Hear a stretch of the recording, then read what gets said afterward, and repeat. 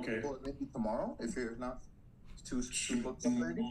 Tomorrow, what time would be okay with you? Hello, everyone. I'm busy tomorrow, so anytime. But we'll figure it out. Thank you. Okay. Hello, hello, everyone. Hello. Can you hear me? Yes, we can hear you. Fantastic. I'm just going to put my camera on.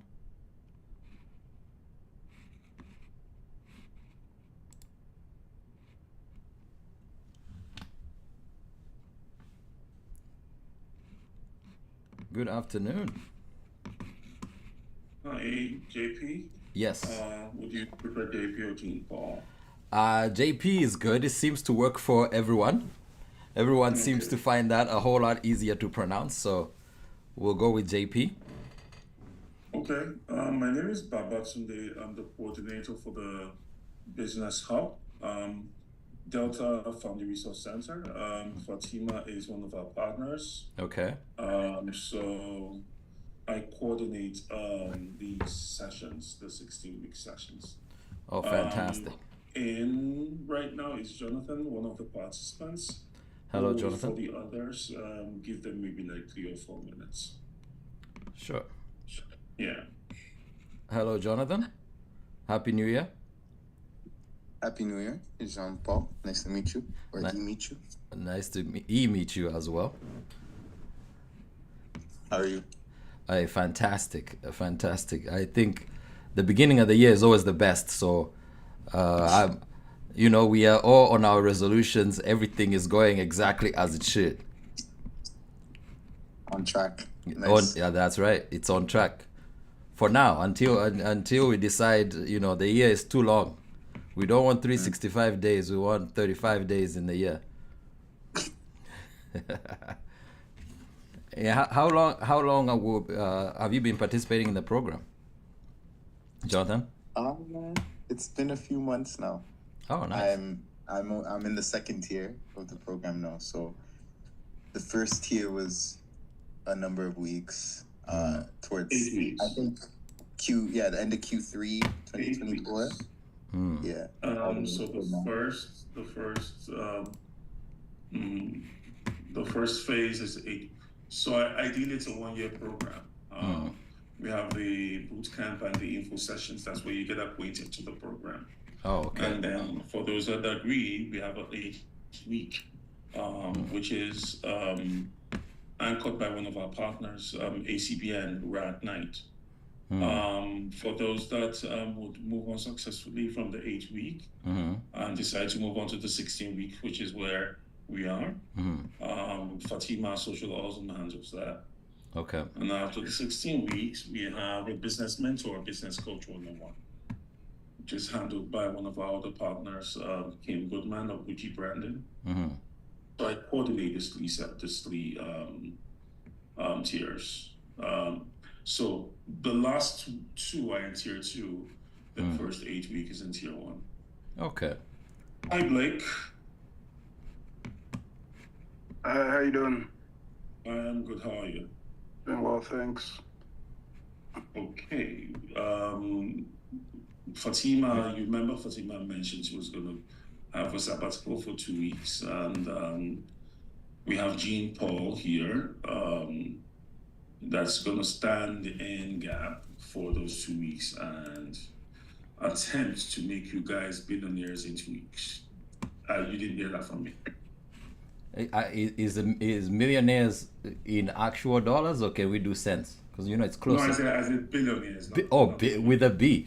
All right, tall order, but we will hopefully have a very lively session, and you can take from these 2 sessions. Today it will be more personal, and next week it's actually a session you will be seeing for the first time that I'm presenting to ACBN on February 6th.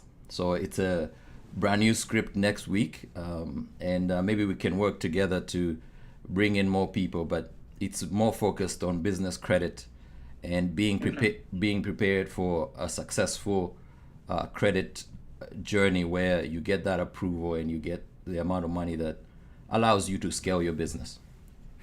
Okay. It's 6 past 6. We're waiting for one more person. Amazing. Thank you for the I think thank you we for the should emoji, Jonathan. start. For us all to bring the right energy, those emojis help. You can use your favorite one. I know this is almost dinner time. I don't know what time you guys have dinner, but if you've already eaten, then I really need you to dial up on those emojis. If you have not eaten yet, I need to keep your attention. I'm standing between you and your food, so I understand the responsibility that I'm being given. And Blake, how's your evening? My evening's good. Sorry I'm not on video right now. I'm actually just here with my mom. When a PSW comes, then I'll probably get on myself on video. But sorry, I'm just not on video right now. That's all right. It sounds like you're dialed in, so that works. Yes. How are you doing? I'm doing well. I'm doing fantastic. This is the second last piece of my day, so my day Nice. continues after this, and busy is good, as you know, as business people. I love the background, man. The paintings on the wall, the lights in the background. Thank you. It's looking very beautiful. Thank you. I use this to present both casually, because I do have my YouTube sessions that focus on sometimes political stuff and more economic based information. So I try to keep it, a little bit more inviting. If it was just an office background, I think most people would think I'm way too serious. And Yeah, understood. Yeah. Thank you for the compliment, brother. No worries. So we are waiting for one more person, correct? Blake, my phone is inactive. I think it's spoiled. Could you help me go on the WhatsApp group chat and poke Gwen? Yeah, for sure. Thanks. So People, you have the floor. You can go ahead. Okay, yeah, no, I'll definitely give Blake a moment. Maybe we can just get to know each other a little bit. Jonathan, do you mind letting me know what your business is? Sure. I'm in the process of launching this service-based talent matchmaking business where I utilize the network I already have in place, and I plan to grow it, of creatives, artists, and models to sort of be the golden middleman in between them, not only creating more work, but getting paid for their work. And those opportunities and safety structures that come with that. I kind of want to oversee that in like an agency style. Hey, how did that idea come to you? I've always been a big connector and fan of collaboration. Yeah. And I've always been a community member, so I guess just a mix of all my passions, like music, film, technology, and meeting like-minded people and just very, really bright people, and like knowing that they're capable of so much, and like we are capable of so much more. So I kind of want to be able to facilitate that long-term ways and build a business around it, but also help people continue to flourish their own. Hey, Gwen. That's awesome. Hello, Gwen. Welcome on, and thank you so much, Jonathan, for sharing your business. Maybe we can go, Blake. Do you mind taking maybe 60 seconds to let me know what your venture is?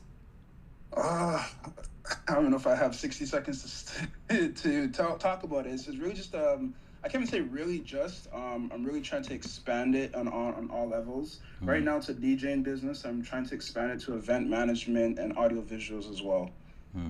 So basically anything within DJing. Right now I do a lot of private events. That's more where I'm trying to stick to. If I could do corporate, that would be amazing. That's more where I'm trying to gear myself towards. Just because I've seen I guess I've seen the money in corporate, and it's really big compared to entertainment. Not saying entertainment's small, but entertainment's still a realm and a field that I would be looking to go towards. Right. However, I'm more focused on the corporate, the private events, weddings, birthday parties, things like that. Awesome. And how long have you been doing it? So my business has been running for about 10 years now, since I was 15. Oh, So, wow. yeah.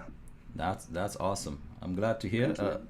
And thank you so Thank much you. for attending, Gwen. I know you just joined, so it's your turn already. Just feel free to introduce yourself. I'm JP. You can call me Jean Paul if you want, but do you mind saying a little bit about your business? My name's Gwen, and the business that I'm going to be starting is a shoe brand, specifically for larger women sizes. Basically, just giving people with bigger sizes the opportunity to have normal size shoes without having to be crazy unique, and being able to express themselves and be comfortable and still be stylish even with larger feet. Amazing. And I'll share what my business is about. And part of my introduction will be the actual presentation. So I don't know if we can do I have the right to share? Or we can make just my window much bigger? Give me a second. Hold on.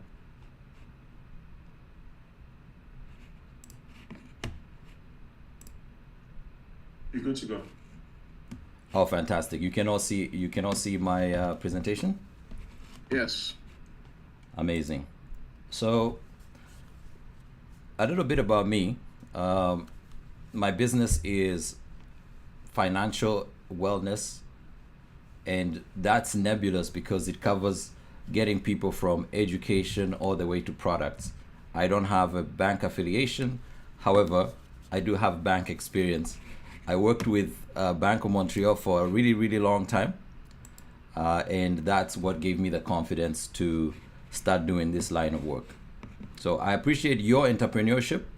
And I know you probably have been in situations that allow you to make a choice between your money and the business money, or at least you are heading to that direction. So today, it's one of two sessions. And today we'll be talking about your money particularly, how to approach your money to make sure you're ready for the investments you're going to make in time and in money into your business. So if you guys are excited about that, I'll go ahead and introduce myself and then we can take it from there. Let me get some emojis. That really helps my energy out. So if you have a favorite emoji, please throw it on.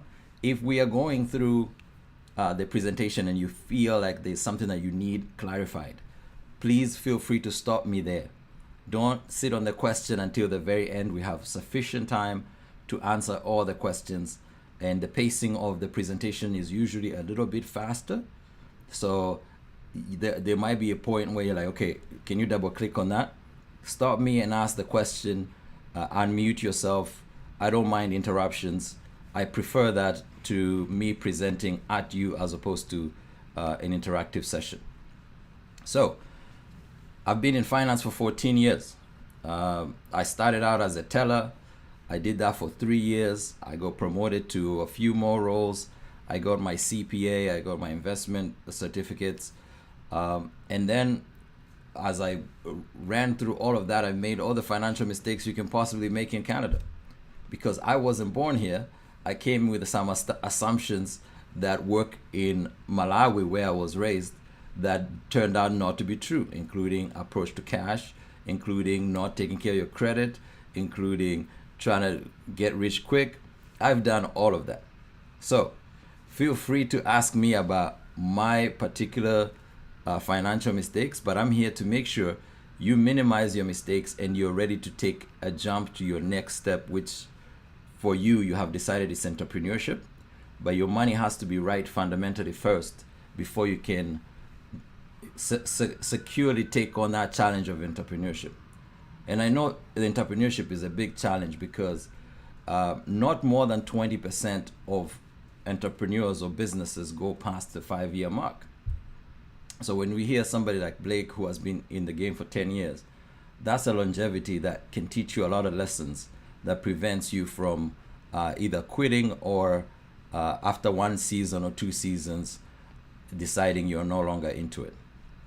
I came here as a refugee. I'm well traveled. I've been to Tanzania, Japan, Thailand, and you may have seen me, or I do some TV from time to time. One of the ways that Fatima and I connected is because she's been able to see me on TV. I do CTV, Global, Rogers, and Bell. They bring me in for special topics, whether it's taxation season or spending season. Interest rates just went up. That's the caliber that I bring to you guys today.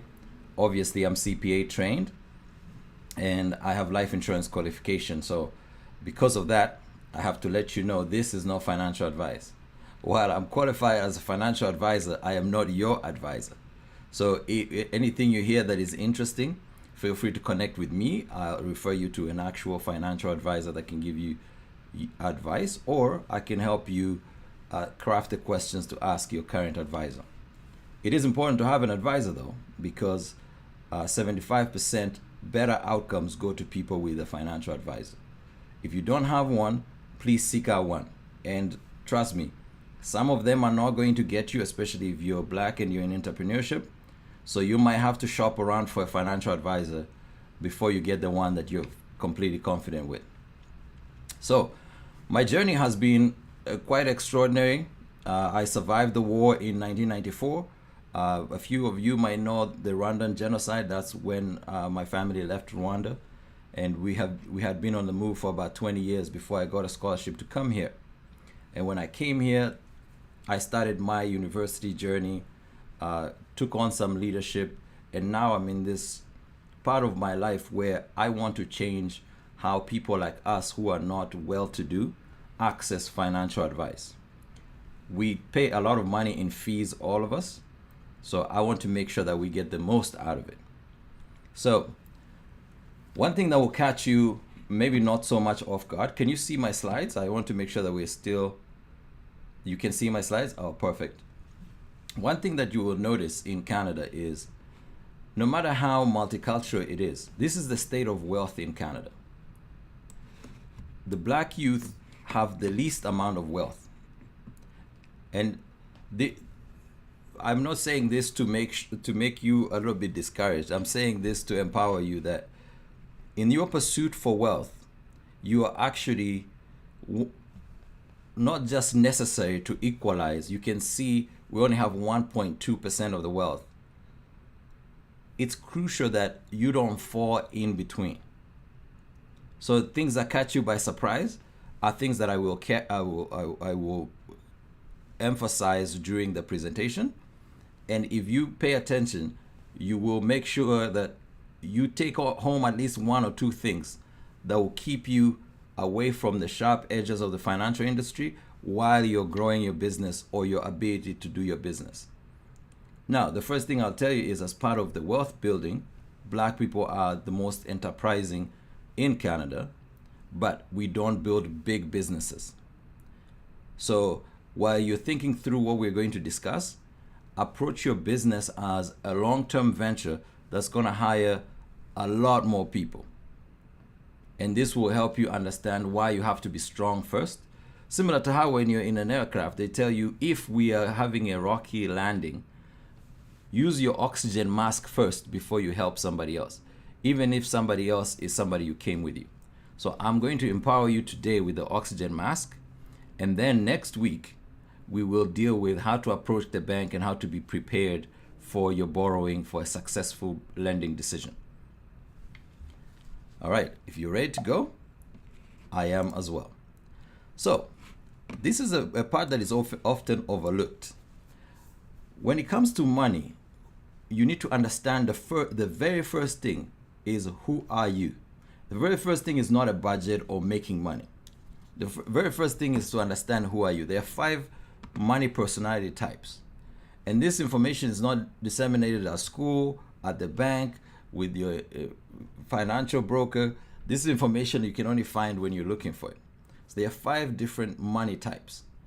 And this is how they are described. So an enterpriser. Most of you will probably be enterprisers. You're future oriented, you can tolerate some risk, and you have confidence. Now that's a good thing, because it will allow you to take on a challenge like a business, where 8 out of 10 might not succeed, but then you have the confidence to apply to the program where they can give you some guidance to increase your chances of success. However, overconfidence is something that you should always be looking out for if you're an enterpriser. A minimalist, these are frugal people. You might not know them in your life. They might win 10 million today and they still show up tomorrow to work and they will never quit their job. A socialite, these are the big spenders, the people who like the hand claps and buying bottles in the club with all the lights. They focus specifically on spending and getting that specific reward from the people seeing them do the spending. The contemporary, so these are impulsive, generous, but they don't like the money management. These people usually ignore their money, and whenever things get bad, the only time they realize is when a collection is at the door. They will not check statements. They will not go to the bank and check this or that, which can actually be a good life if things are going well. These people can live paycheck to paycheck for a long time, but then they might run into a difficulty they did not estimate. And then there are the realists. The realists they pretty much say it is what it is. They don't believe that they can make more money outside. They don't believe in, okay, I'm going to go to the market and multiply my money. They don't believe in being frugal. They're just like, okay, it is what it is. That's the opposite of YOLO. The YOLO are the socialite. So none of these money personality types are actually bad. But when you start with this framework of who you particularly are in relation to money, you can find things that are important to you and put them in your actual financial wellness plan. I'll give you an example. Somebody who's an enterpriser, giving them a budget might not feel rewarding for them because they want to understand the growth part. What are we investing on? How are we growing? And even after they grow, it's not like they will grow and stop wanting to grow.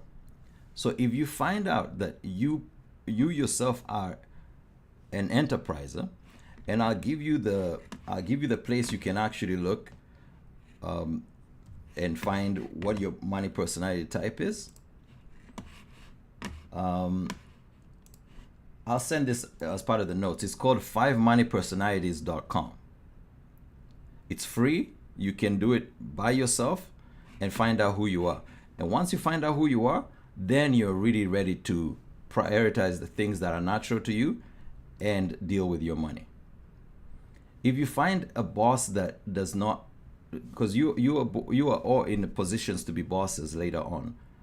If you find a boss that is not on top of their money personality types, they will be a little bit erratic on how they manage their money. So whenever their money is stressed, they will stress their employees out.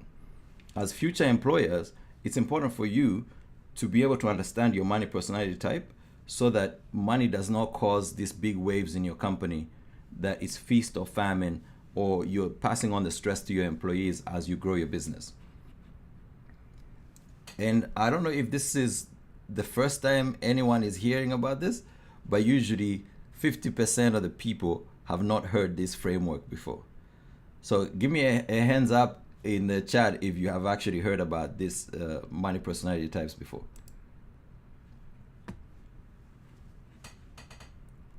All right, so the second part, financial stress itself.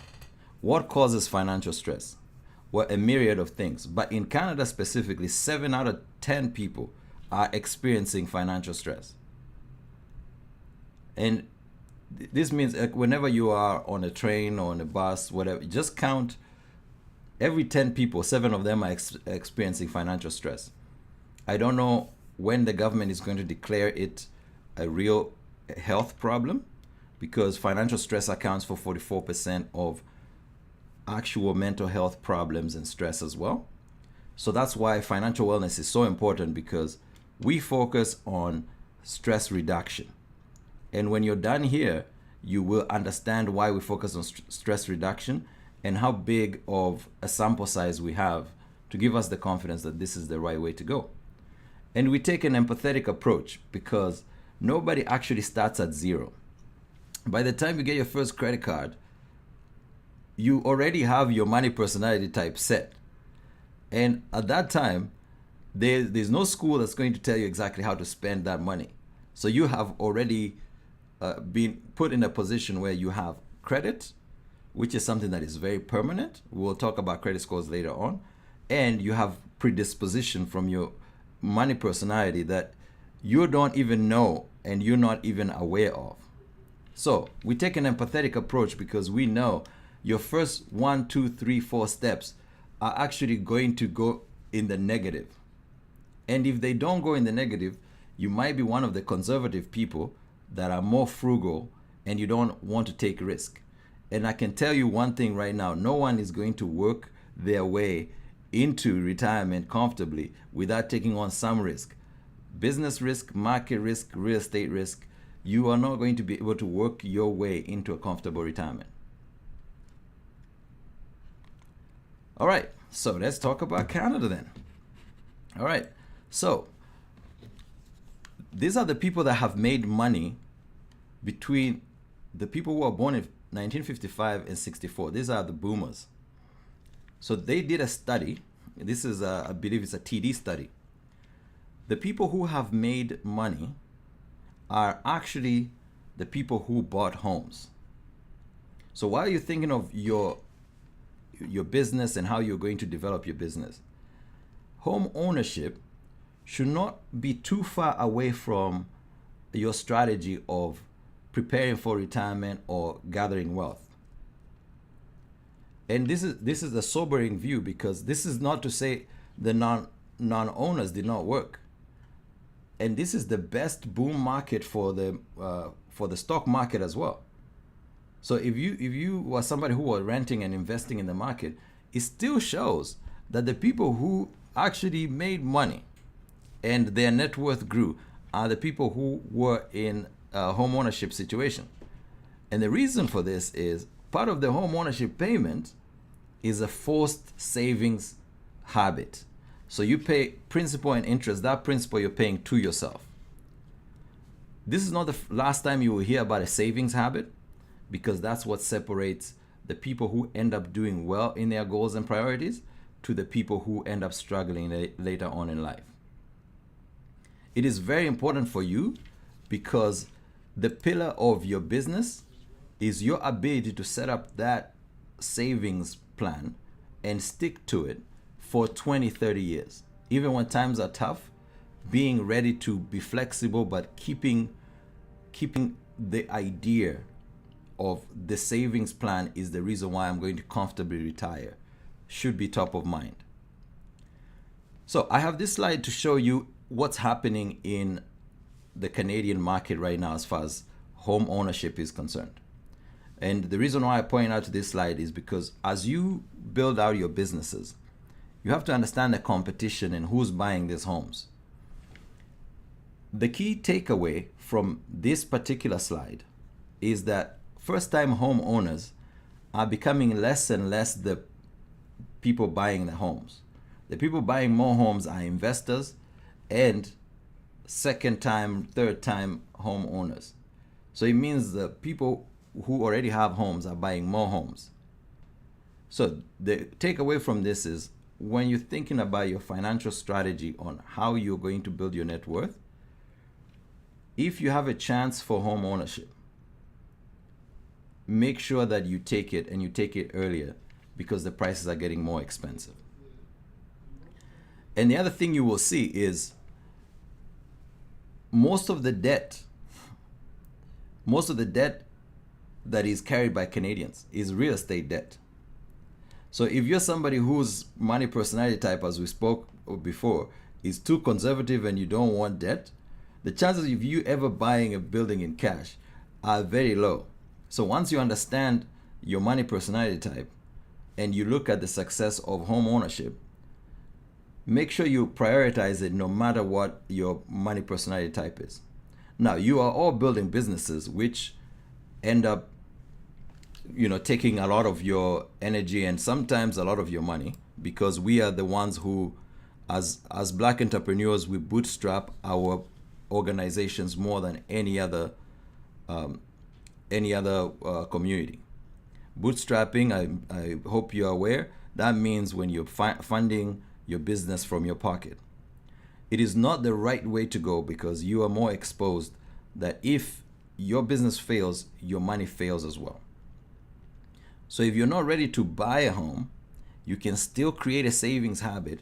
And I wanted to show you that even though homeowners have profited, if you're unable to buy a home, you can start with $100 and invest in something like the S&P 500 and keep up with the return on housing without having enough money to buy a home. As a matter of fact, S&P 500, this is the American stock market, has performed better than the Canadian housing.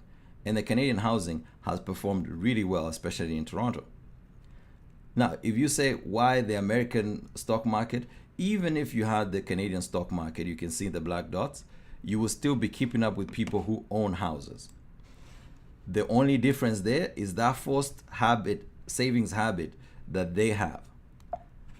Okay, so with that said, I implore you to embrace financial literacy. What you're doing now as part of this program is very, very important, because not only are you going to protect yourself from scams and common mistakes, you will also find a way to get ahead in your personal net worth. And the way you embrace financial literacy is not to go and get an MBA or some higher education where you can talk about investments intelligibly. It's to know enough of the concepts so that you can get the right amount of help when you need it. And that's what you're going to learn today. So financial literacy is continuous learning, which means you learn about taxes when you need to pay taxes. You learn about insurance when you need insurance. You learn how to assess if your banker is helping you when you need that. And also you embrace mentorship. Somebody like myself, I make myself available for the community. So if you have a question, I'm not the only one, there's a million of us. You can always reach out and say, hey, I need some mentorship on this, that, and the third. And the third part is you get community support. I'm doing this, it's not the exact same presentation to ACBN, and I'm doing this to Black Talent Initiative. These are the community support systems that most of our organizations have set up to make sure that we don't fall in the cracks, especially while we are trying to bridge the entrepreneurship gap that exists in Canada. And when you start doing your financial literacy, what you're going to notice is the boost in confidence. You will be better than 65% of the people who in general are walking around not confident about dealing with banks or dealing with insurance or dealing with investments. And you will be able to know, are you making progress? Are you achieving things that you actually want? And this is important because sometimes we give up because we don't know how close we are to an actual breakthrough. And as entrepreneurs, I implore you to never even think about the quitting gene. Test out the business plan, yes, but if you don't measure your progress and celebrate the small wins, you will struggle keeping up the momentum. But most importantly, especially for you as entrepreneurs, attracting lenders. You will get to a point where, and if you have not gotten there yet, sometimes it's best to start with some financing as a source of capital. But if you're bootstrapping and you're using your own money, you will get to a point where you need to get some financing. If you do everything that is in this presentation, you will be able to attract lenders and get really good prices on loans. Because lenders, I was a lender for 6 years, lenders want to give this money out. There is absolutely no advantage for me as a lender to have the money sitting in the bank. I need the money outside creating interest.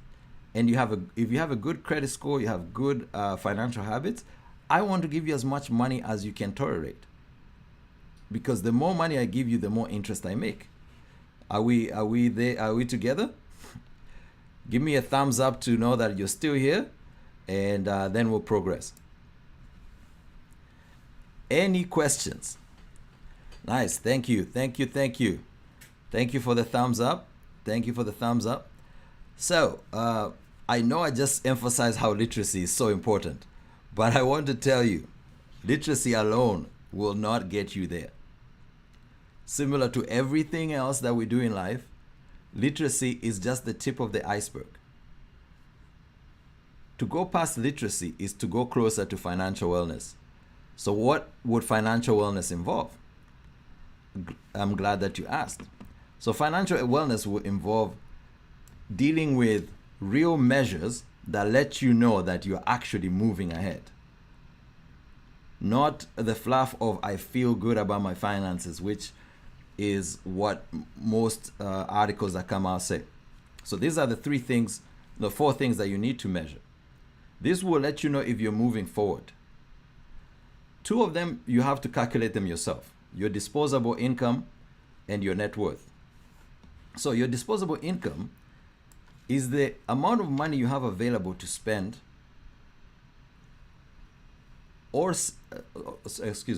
the amount of money you have available to spend or save after deducting taxes and mandatory expenses.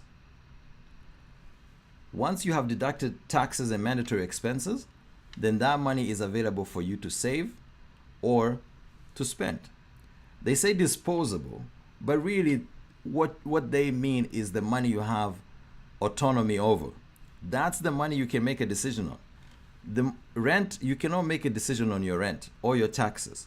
Those are gone before you even make the money.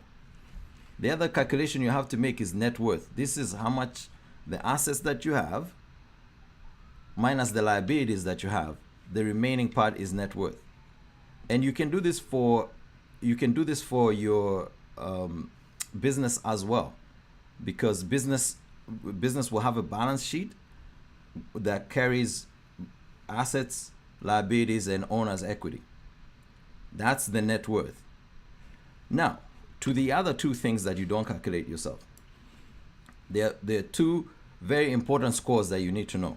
The credit score being the most important. The credit score shows 0 out of 900 how well you are behaving in the market, as far as like keeping your word whenever you borrow money or you get into a financial agreement. The better you are at keeping your word, the higher your number will be. So if you have a credit card and you're making your payments as promised, you have a higher number. We will explore a lot more about credit scores, because that will determine sometimes when you go to the bank, even if your business is doing well, but you have not been behaving well in the market, you will have a challenge getting a loan from a regular Schedule 1 bank. Now, the wellness score is a score that we invented here at Pocketbook Wellness, and this is to help you set your priorities. Sometimes you look at your money and you don't know where to start. This score is also out of 900, and it points out exactly where you can start your journey in financial wellness. It is divided into 9 categories, and we'll see an example just now. So this is an example of the wellness score. This might be the first time you're hearing about the wellness score. You can scan and use the score, or you can wait until I send the notes to this particular forum for you to start using the score. But this score is free, similar to the 5 money personality types. This score is absolutely free, and you can take it. We recommend you take it twice a year. Every single time you take it, it will give you the priorities that you need to work on. And as I mentioned, it's out of 900. So I have a question for you. Out of the 517 and 205, what do you think these two people should work on from what you can see?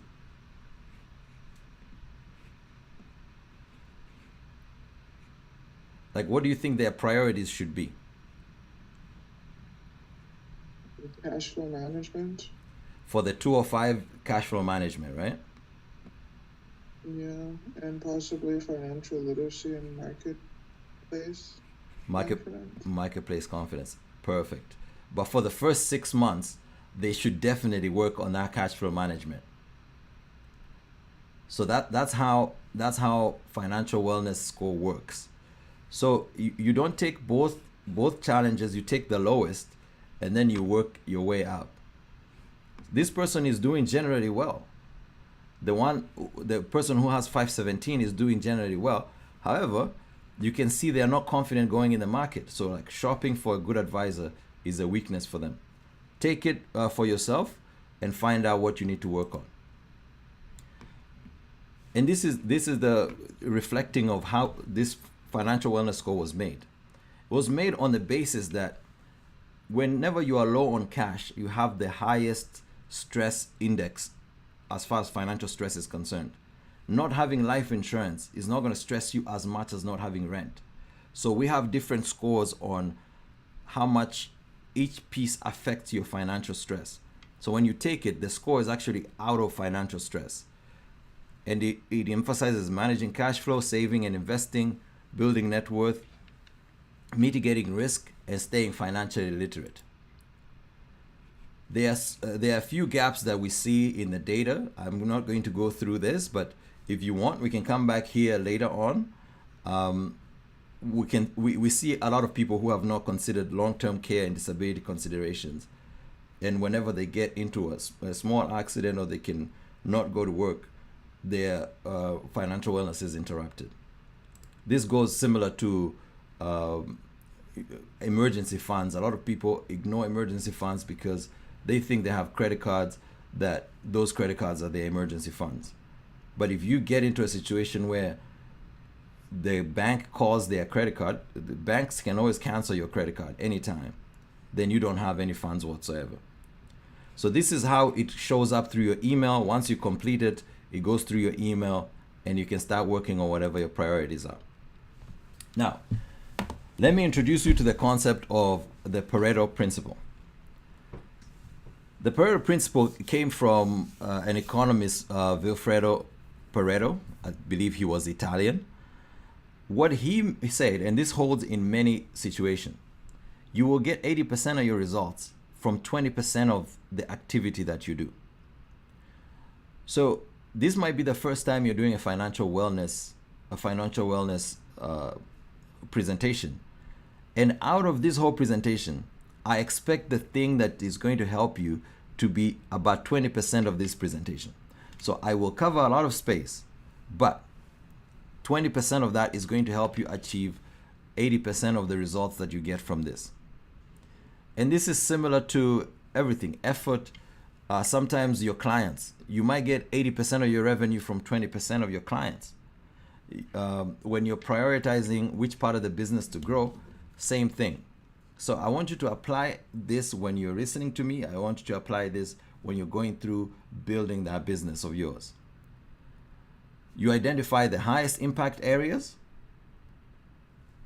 and then you build on that. And when it comes to financial wellness, because we tend to have larger families, don't forget to use your family ties to advertise your business, to advertise what you're doing. Don't just build it in private with some sort of shame about that, and then focus on exponential growth. If you find any part of your business that is growing, double down on that part. If you find any part of your career that is growing, double down on that part. Everything is not valued equally. What's working is more valuable than what's potentially supposed to work. If you find a profile of a client that you serve very well, then you serve them and you overserve them, as opposed to try to reinvent the wheel. This works for your finances as well. And you will find this rule will save you a whole lot of grief when you start maybe hating yourself for not completing your whole to-do list. Just do the most important 20% of your to-do list and you will get 80% of the results. Okay, so when you look at the 80-20 principle, then you have opportunities that arise, especially in financial wellness. Before somebody gives you leadership, you can start taking on leadership in your particular household of any value added opportunities that you may have. Because you don't have to be the complete leader of the house, but you can add value. And even in your market, you don't have to be everything to everyone, but you find the people that understand the value you're adding and you double down on that. And that increases the value for your time. And that's how you are able to raise prices and scale your business. So utilizing the opportunities that are given to you by your skills or your products actually involves going through that 80-20 principle and finding out, where do I add value for the amount of time?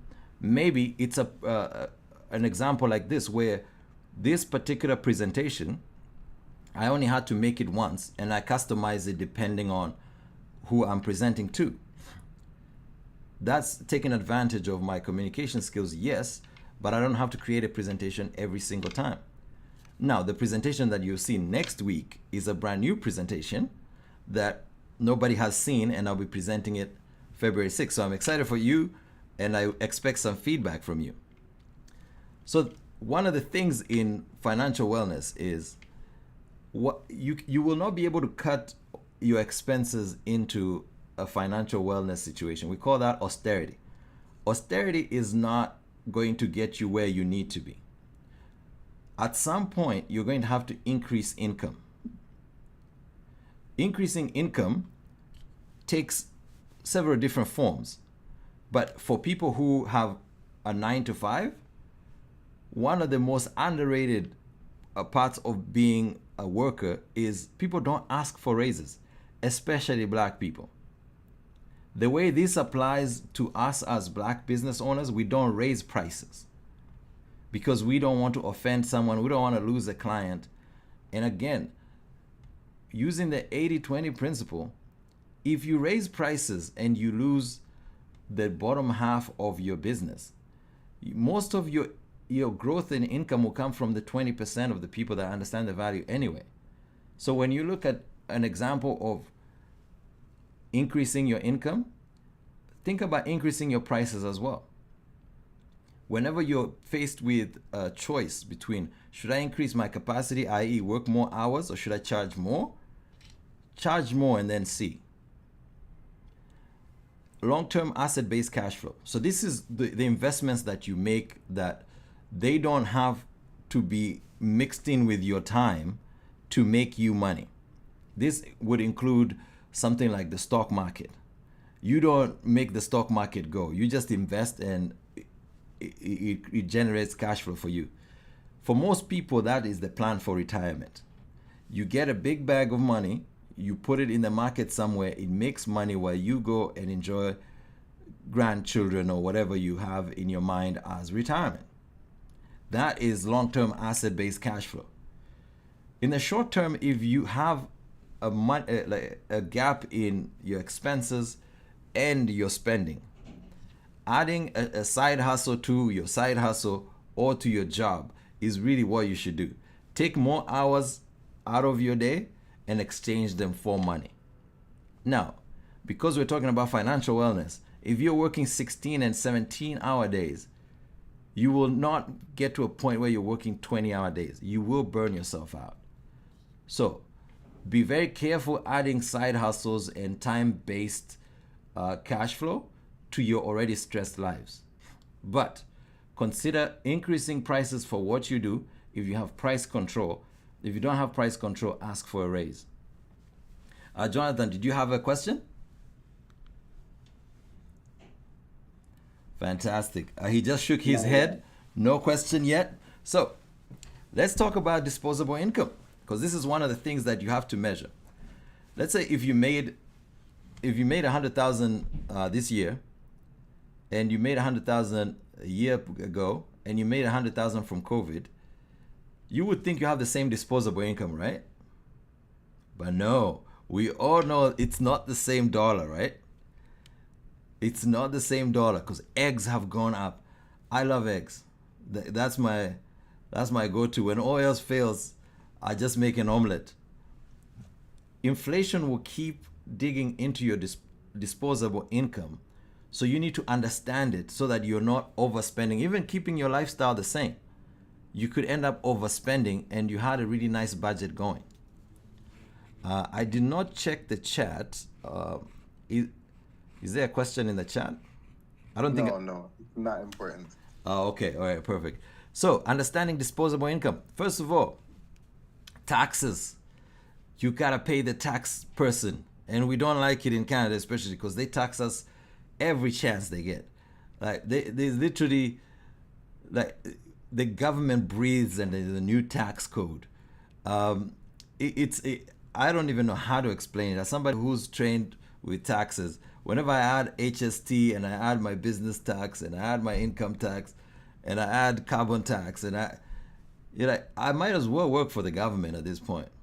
But you have to pay the taxes because, well, I don't even know why, but you have to. I think it's tax for service. The service is not 5-star service, but we are paying 5-star money. It's like we're going to a really gourmet restaurant and they're serving us McDonald's. And you're like, I'm pretty sure I can get McDonald's without, all these nice lights and all this stuff. Just charge me McDonald's price and give me McDonald's. At least it's a fair exchange. But I am not in control. Not yet. Eventually, maybe I'll run for like political office and say I'll cut everyone taxes. But for now, you start with your taxes, you start with your rents, you start with your utilities, groceries, and things that, because you gotta sleep, you gotta eat, you've gotta bathe and live a decent life before you say, oh, this is disposable income. You can't just say, I just earned $1,000, the rent is $750, the trip to Cancun is $250, so you book it. Like you're extending yourself a little too much. And thank you, Blake, for coming on the camera. And the way you calculate it, you take allocations, because not all our bills come at the same time, right? Some are monthly, some are bi-weekly. If you have a monthly bill and some are annual, as a CPA and an insurance licensed person, I have to pay for these certifications annually. So I've got to take them, divide them by 12. So whenever I'm paid monthly, I'm paying through the business, I divide that amount every like a 1/12 of what I pay for my CPA to go into a savings account. So sometimes you might even think that your disposable income is a lot, but you're forgetting an annual bill. If you have any annual stuff that you pay, sometimes credit cards have annual fees. You have to divide those fees into your disposable income. And maximizing your disposable income, especially if your income is not that much greater than your expenses, can be achieved by actually having a budget. Understanding the expenses that you need to put in your disposable income is also very important. I recommend you get 10 to 15% of your income outside of your disposable income just for savings, just for future you to be happy with your decisions you make. Now, I understand that might not be always something that is feasible, but if you aim for 10, 15 and you fall short and you get 7, guess what? The national average savings for Canadians is 7%. So if you aim for 10, 15, even if you don't get there, you will be better than the average Canadian. Now, do not financially gaslight yourself. Some of us have been served hands that are not the best hands on the table. So the more you feel bad about your finances, the more you are not even inclined to try. So don't look at Instagram and say, oh man, if I had a G-Wagon right now, or and because some of these people are actually running on credit and they're spending their future money with interest today. And you see that with everyone. And I mean every single one. I managed doctors for a couple of years. They make so much money. And at the same time, they have to borrow so much money ahead of time to maintain their lifestyles. So whenever you're looking at your own financial situation, focus on your wellness. Go back and say, okay, what's my money personality type? Solve for that, get your disposable income, and make sure you're not underestimating things. The biggest things I see in my coaching experience is people underestimating how much childcare costs. I think there's a little bit of an estimation that you bring the kids to earth and God is gonna raise them or something like that. So there's always that, okay, why do the kids need this and this and that? And guess what? People get surprised.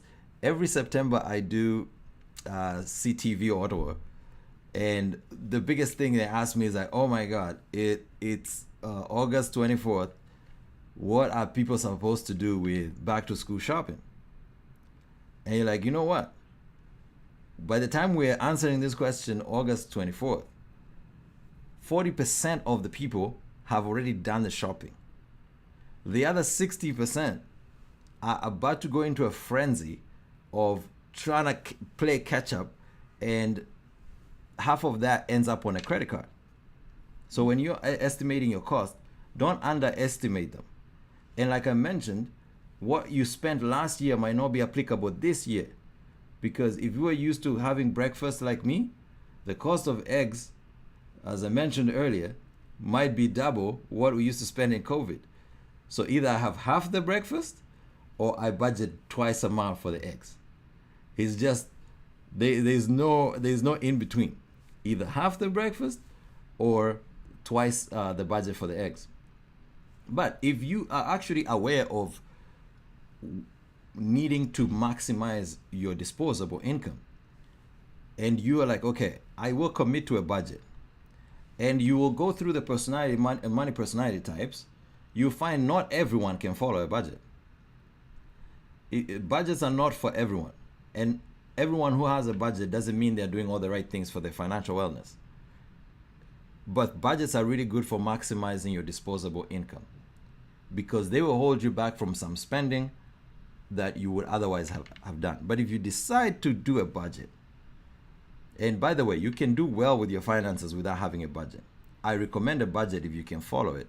But if you cannot follow it, then do automatic savings and automatic withdrawals, so that whatever is left in your account, you can go and blow it on one night, and then it's mac and cheese for the rest of the couple weeks until you're paid again.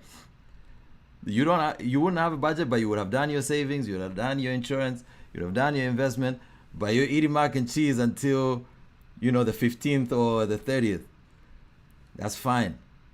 It's better than what you will be doing now, where no matter what it is, you're going to see the bottom of your account. So these are the 4 budgeting techniques that you can use. So first of all, these are the basics for budgeting. You understand your income, your expenses. In the cases of zero-based budgeting, you pay yourself first, and then if you have debt, because I understand not a lot of us are starting from zero. Zero is a long way for a lot of Canadians. Most people in Canada right now, if you give them a deal that'll take you back to broke that you were in high school, they will sign up for that and be like, what do you mean, broke and a good clean credit? Sure, sign me up. Because most Canadians are both struggling with debt, and maybe they've missed a payment or two, especially with this economy being as awful as it's been. So all you have to understand is, if you have some debt, get a debt management plan. You don't get extra points for paying a big sum of money. You get extra points for paying as agreed. I will cover that in a few minutes. So that's the basics on budgeting. So these are the 4 styles you can use. So this one, the first one is the 50-30-20 rule. This is where it's a 50% essentials, 30% needs, wants, and savings and debt management. The envelope system. These are for my African people who have sworn that they believe in cash. If you believe in cash so much, you can take, every time you get paid, you can take out the cash, the real physical dollars, put it in envelopes like, this is for clothes, this is for groceries, this is for this. And whenever that envelope runs out, again, mac and cheese. Craft dinner. I forget which one I said. Anyway, you are back to noodles until you get paid again. If you believe in cash and you think cash will bring you discipline. The pay yourself first. This is the more interesting one. This works with the idea that I was presenting to you guys about calculating your disposable income. You get paid, let's say $100 every 2 weeks. If you say 10 to 15% savings, you take 10 to 15% of that and you put it in savings before you do anything else. And then you take that 85, you squeeze a lifestyle into that 85. You squeeze a lifestyle into that 85. That's what pay yourself first method is. Zero-based budgeting is budgeting to the very last dollar. These are for all the meticulous people who, if you go into your money personality type and you find out that you're one of those conservative individuals, you will really enjoy this. Most people that you see on the internet that are financial influencers that go through meticulously, this is my spreadsheet for this is my spreadsheet for that. Those are zero-based budgeters. Those are people who enjoy the process of budgeting. Like I said, it's not for everyone. It's definitely not for me. I do allocations. So I get my savings, I get my like my annual stuff, I get my monthly stuff, and then whatever happens in the account happens. If I have to have those few days where I'm running on empty, like they say at home, I know my car. I know I will get to the end of the month when I can pay myself again. So, if you have some debt, which is a common situation for most Canadians, these are the debt management techniques that you can use. Because you have to start somewhere to know exactly how to handle the either progress or anticipated progress. First thing is consolidation. If you have an asset, for example, you have a house and you have a credit card debt, when you're going to refinance, make sure they roll that credit card debt into the house, because the interest rates will be much cheaper than the credit card. Balance transfers. I don't recommend this, but sometimes you've gotten a message from your bank that, oh, we'll give you a 0% balance transfer for 6 months, 12 months, whatever the case might be. That might save you on interest so you can pay more on your debt. Now, without addressing the root cause of that debt, you will still end up in more debt. If the root cause is lifestyle, then you will continue expanding your lifestyle into the new available money. If your root cause is you ran into an emergency that was unprepared for, if you don't create an emergency fund, you will run into another emergency that will get you back there. So it's important to know the root cause first. The two fancy ones, debt management techniques that are more popular in the zeitgeist are the debt snowball method and the debt avalanche method. They are literally two sides of the same coin, but the snowball method is the idea that you can start with a pebble as like a snowball, and if you keep rolling it downhill, it's going to be a big boulder by the time it gets to the bottom of the hill. So you start paying off the small ones first, you gain momentum. You pay another small one first, you gain momentum. As opposed to the avalanche. Avalanche is when like it slides from the top, like snow slides from the top. These are very Canadian examples, by the way, because they are all snow involving. I'm sure there's a way to teach budgeting without involving the snow, but not in Canada. In Canada, we have to use the snow. We have to use the snow as an example. So with the debt avalanche, you pay off the highest interest debts first. So if you have a credit card, you pay that off first before you pay off your mortgage or your car loan. So that's debt management. So this is how Canadians actually build wealth. It's not complicated and it's not rocket science. It's only complicated by government involvement and people with commissions that always try to overcharge commissions. But it's pretty much three things. Real estate, which we talked about, home ownership, a career success, like people who work a job, and then investing into your future. So investing, finding a solution to a problem that you understand better than the next person. That's where you guys are. You understand your problem better than the people who need the solution, and you charge them money for solving their problem. You take that value, you invest it in, either reinvest it for growth, or if you don't think the investing for growth is going to work, then you invest it somewhere else, like real estate or like a stock market, and you get the asset-based cash flow that we talked about. Pretty easy, right?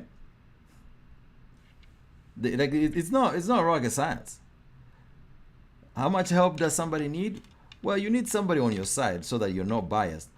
But every time you're going to buy a house, you're going to run into a mortgage agent, another agent, a mortgage broker, and a listing agent. Everybody will try to add their commission. When you're shopping for these pieces of advice, just remember you are the boss.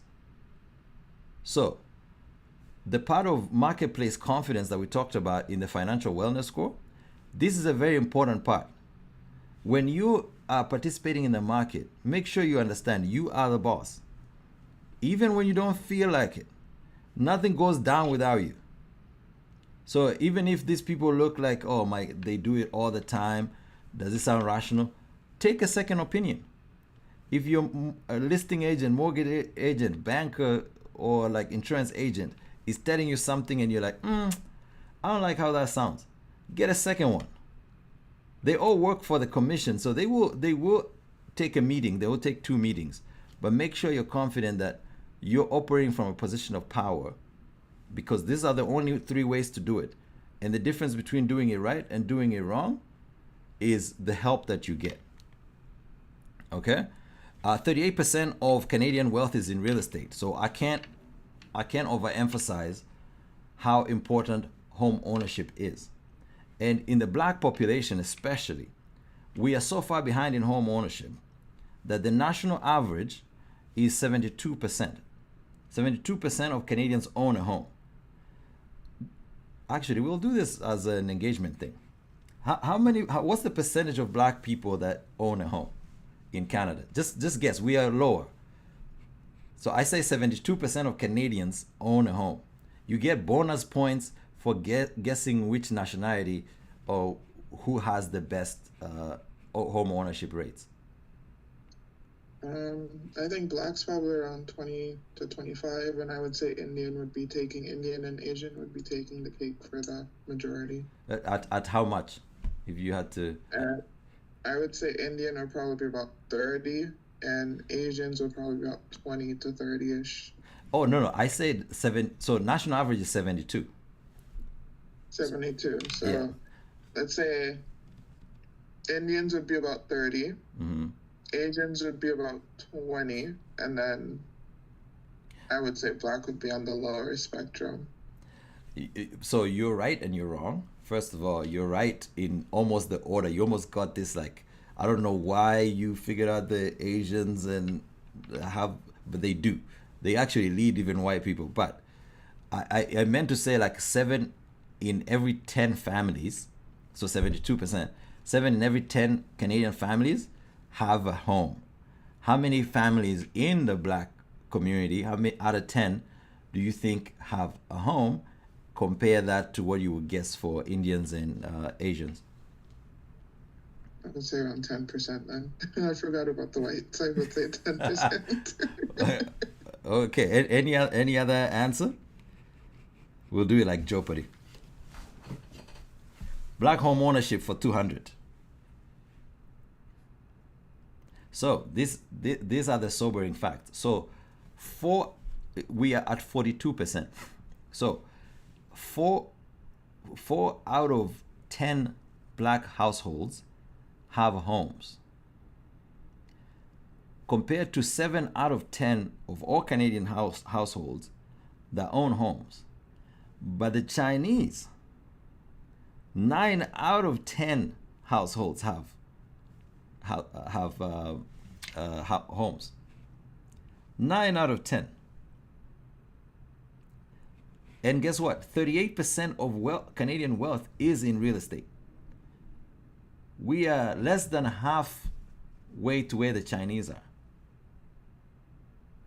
So it's very important, the journey that you're embarking on, taking on some risk and equalizing some of this. And I reemphasize, when you are approaching home ownership, make sure it's high on your priority.